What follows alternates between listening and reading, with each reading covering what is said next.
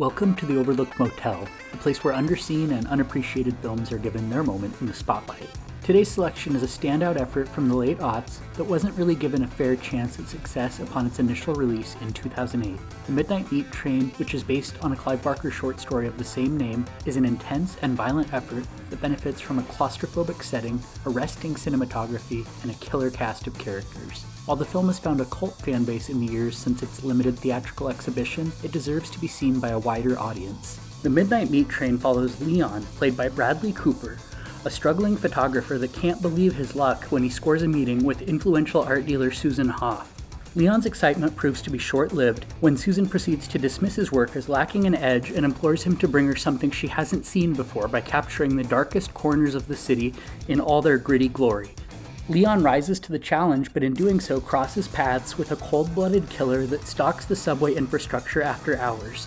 Leon begins to follow the mysterious man, which sees him ultimately tapping into an inner darkness he didn't know existed. Before I get into what really works about the Midnight Meat Train, I want to take a moment to acknowledge that the film is a product of its time. It was released in 2008 near the peak of the torture porn boom, so some of the more gruesome visuals exist solely for shock value and don't really add anything to the narrative. Additionally, some of the visual effects work hasn't aged particularly well, but in the grand scheme of things, those are minor complaints that are more than made up for by what the film gets right. One of the picture's greatest strengths is strong visual presentation. The palette of cool blue hues is immediately unsettling, lending a cold and ominous but visually striking aesthetic to the proceedings. Director Yuhei Kitamura combines the foreboding palette with a claustrophobic subterranean setting to create a viewing experience that's supremely terrifying. The confined spaces within the subway system quickly invoke a sense of unease.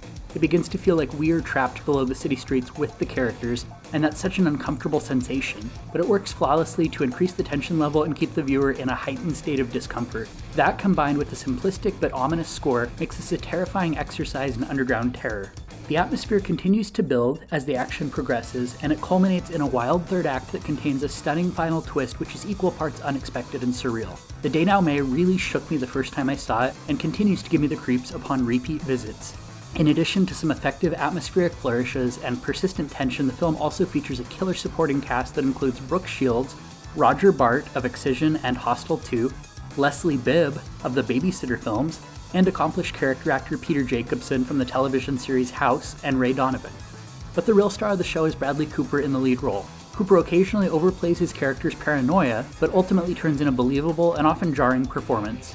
It's no great mystery why the Midnight Meat Train remains underrated. The flick was destined for obscurity when it was given a joke of a stateside theatrical release that saw the picture only playing about 100 screens across the US. It made roughly $3.5 million at the global box office, but less than 100,000 of that was domestic. That effectively hobbled the film's chances of reaching a wide audience out of the gate. In short, The Midnight Meat Train is a solid adaptation of a Clive Barker short story that serves up a compelling narrative, bleak visuals, and an atmospheric setting. If you've yet to see this thrilling tale of subterranean slaughter, you're in luck. The flick is streaming for free with ads via Vudu, Tubi, Freevee, Pluto, Redbox, and Plex as of the publication of this post. That's all for this installment of The Overlooked Motel. If you want to chat more about underseen and underrated films, feel free to hit me up with your thoughts on Twitter @FunWithHorror.